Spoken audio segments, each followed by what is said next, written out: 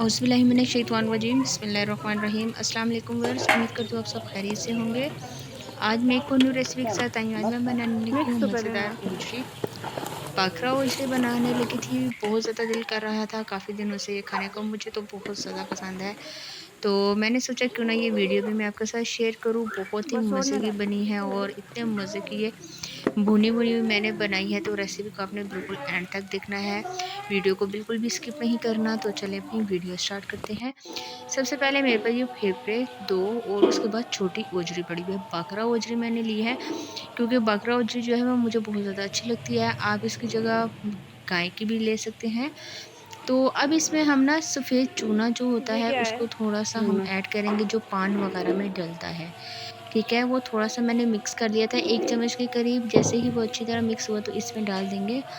ये एक ट्रिप है, इसके साथ ये करने से ओजरी बहुत ही ज़्यादा आसानी के साथ साफ़ हो जाती है और बहुत ही अच्छी साफ़ होती है। इस तरह करने के बाद छुरी के साथ आपने ओजरी को साफ़ कर लेना है। जब ओजरी लेने गई थी सुबह के टाइम जल्दी, क्योंकि सुबह-सुबह जाओ तो ताज़ी ओजरी मिल जाती है, वरना तो ख़त्म भी हो जाती है और अगर जो पड़ी होती है तो आपको पता है मार्केट में काफ़ी टाइम हो जाता है तो वो बिल्कुल भी अच्छी नहीं लगती। तो ये आप देख सकते हैं कितनी आसानी के साथ ये साफ़ हो रही है। इसको मैं सारे अच्छे तरीके से साफ़ कर लूँगी। साफ़ करने के बाद मैंने इसको पानी से वॉश कर दिया था और फिर अब इसकी कटिंग करने लगी थी अम्मी। इसकी बोटियाँ बनाएँगे तो अकेले बोटियाँ नहीं उनसे बन रही थी, तो फिर मैंने उनकी हेल्प की साथ सफाई करते हुए इसकी और इसके पीसेस करते हुए। तो मुझे बिल्कुल भी अच्छा नहीं लगता है क्योंकि इसकी थोड़ी-सी स्मेल तेज़ होती है जो मुझे अच्छी नहीं लगती। लेकिन ये पक के तैयार हो जाती है और मेरी अम्मी जब इसको बनाती है और आप यकीन करें तब तो बहुत ही मज़ा आता है और मैं रोटी के बगैर ये खाती हूँ। बहुत सारे लोगों को ये अच्छी भी नहीं लगती, लेकिन काफ़ी हद तक लोग हैं जो बहुत ज़्यादा पसंद करते हैं। तो इसके बाद फेफड़े भी मैंने अच्छी तरह से वॉश कर लेते हैं। आपकी मर्ज़ी, अगर आप ये डालना चाहें तो डाल लें, वरना आप स्किप भी कर सकते हैं। तो ये अम्मी अकेले ही काट रही थी क्योंकि मैंने कहा भई मैं तो इसको नहीं पकड़ने वाली। तो इसकी भी हम बोटी बना लेंगे और ये जब अच्छी तरह से सारी बोटी बन जाएगी फिर मैं आपको दिखाऊँगी दोनों फेफड़े और ओजरी जो हमारा अच्छी तरह से तैयार कर लेंगे। जी, तो ओजरी जो है वो अच्छी तरीके से तैयार हो गई और इसको आपने 4 से 5 दफ़ा पानी चेंज करते हुए वॉश कर लेना है। थोड़ा-सा मैंने सिरका भी ऐड कर दिया था हमेशा की तरह, क्योंकि मैं कहती हूँ स्मेल जल्दी से अगर ख़त्म हो जाए तो एक वाही सिरका है जो इन चीज़ों की स्मेल को फ़ौरन से ख़त्म कर देता है।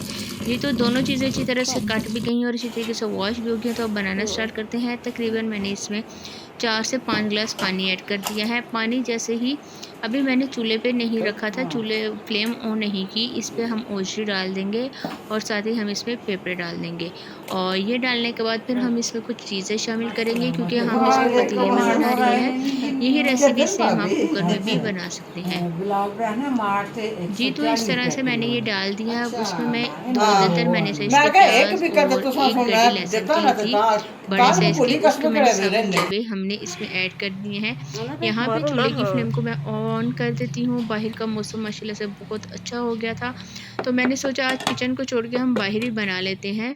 तो अब ये देखें तकरीबन 1 से पौना घंटा गुज़रा है, तो इसका जो पानी है वो ड्राई हो जाएगा। अभी ये गली नहीं है, मैंने इसको साथ-साथ चेक करती जा रही हूँ। जब तक इसका पानी ड्राई होगा, आपने तब तक इसको गला लेना है।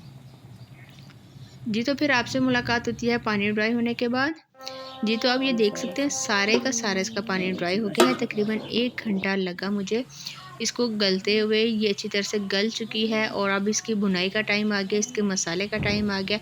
तो मैंने इसमें ऐड कर दिया है सरसों का तेल, सेरा तकरीबन पकड़ने 1 वाला कप दो के सेरा करीब, क्योंकि पकड़ने वाला ऑयल दीजिए इसमें तो थोड़ा-सा सुबह भी दे ज़्यादा ऐड होता है। आप सरसों का ऑयल इस्तेमाल नहीं कर रहे तो उसको नहीं स्किप माजर करके नमक आप मरचा भी देना। कुकिंग ऑयल जो रेगुलर इस्तेमाल करते हैं अपने खाने में वो भी डाल सकते हैं। ऑयल डालने के बाद अच्छी तरह से आपने इसकी भुनाई करनी है। जब ये अच्छी तरह से इसकी भुनाई हो जाएगी फिर हम इसमें कुछ मसाले शामिल करेंगे। मिर्ची तेज होती है ना मसाला इसमें। में मैंने पिसा हुआ धनिया डाल दिया है, वो लाल डालें मिर्च कम पाउडर डाली है, मिर्ची नमक कम डाल है दूँगी। मम्मा। सारे मसाले मैं टेस्ट के नमक बराबर भी डाल कम रही है। हूँ, आपने भी अपने टेस्ट के बराबर डाल लेने हैं। उसके बाद हम थोड़ी-सी इसमें हल्दी शामिल करेंगे। बिल्कुल रेगुलर मसाले हम इसमें डालेंगे, एक्स्ट्रा मसाले बिल्कुल भी नहीं डालेंगे, क्योंकि जब आप इसको खाएँ तो आप आपको इसका जायका भी आए, और कोई ऐसी चीज़ हम इसमें ऐड नहीं करेंगे कि जो आपके मुंह में आके आपको उसका जो जायका है, आपके ओजरी का टेस्ट को ख़राब करे। तो बिल्कुल 4 मसाले हमने इसमें शामिल किए हैं, इसके अलावा कोई मसाला हमने इसमें नहीं डाला। अच्छी तरह से ये भुनाई हो चुकी थी और ऊपर आना स्टार्ट हो गया है। अब मैं पापा इसमें ने शामिल बहुत कर ज़्यादा दूँगी एलर्जी फ्रेश निकाल दी टमाटर का थी। पेस्ट। तकरीबन 3 अदद टमाटर लिए हैं, हाँ। उनका फ्रेश मैंने पेस्ट बना लिया है। और टमाटर का पेस्ट डालने के बाद आपने दोबारा से इसकी करनी है भुनाई। बस एंड में बस इसका काम एक यही होता है कि अच्छी 11 तरह मिनट से हो इसकी गए। भुनाई करते जाएँ, और ढेर सारा हरा धनिया मैंने इसमें डाल दिया है। होजी हमारी बिल्कुल तैयार हो चुकी थी, बिल्कुल अच्छे तरीके से पेपर और होजी दोनों गल चुके हैं, और बहुत ही मज़े की खुशबू मिक्स आ कर रही है। देना। आप यकीन करें, मैंने तो सही पेट भर के ये खाया। वैसे आप कह रहे होंगे कि इफ्तारी में ये कौन बनाता है, लेकिन जब दिल करे तो आपको पता है, फिर तो कोई चीज़ आप बना सकते हैं। जी, तो मेरा बहुत ज़्यादा दिल कर रहा था, तो मैंने ओजरी बना ली है। उम्मीद करती हूँ कि ये रेसिपी आपको बस पसंद छोड़ने का। आएगी। आज के लिए इतना ही, इंशाल्लाह नेक्स्ट वीडियो में आपके साथ मुलाकात होगी एक और न्यू रेसिपी के साथ। तब तक के लिए मुझे दीजिए इजाज़त, दुआ में याद रखिएगा। अल्लाह हाफ़िज़।